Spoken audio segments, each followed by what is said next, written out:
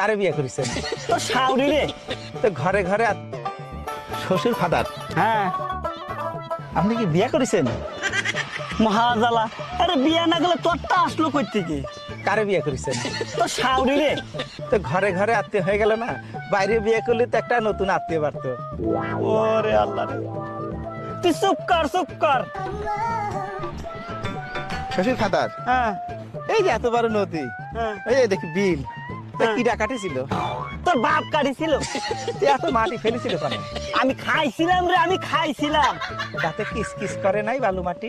ওরে আল্লাহ রে, তোর বাইরে আমি দাঁত ভাঙে দিব কই দিলাম। হ্যাঁ, দাঁত ভেঙে ফেলালে আমি শ্বশুর বাড়ি যাই, এই গোস্ত চাবে খাবে কিরম করে? ওরে আল্লাহ। শ্বশুর ফাদার কি হাসতেছেন? না না না, আমি কাশতেছি।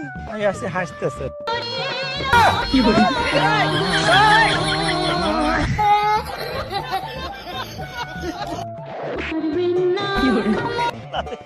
এই ইতরে আমার কাছে আমার মেয়ে বিয়ে দিয়ে আমি ছাই খাইছি ছাই।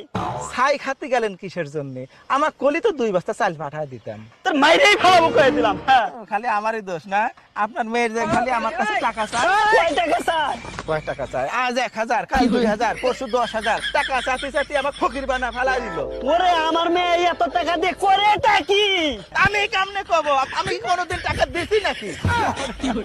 শালা ইতরে দামাইরে যে কি করি আমি? হ্যাঁ?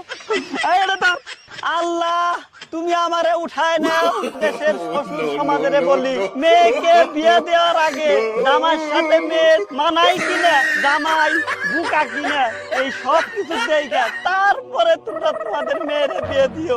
শ্বশুর ফাদার কি যাত্রা করতেছেন?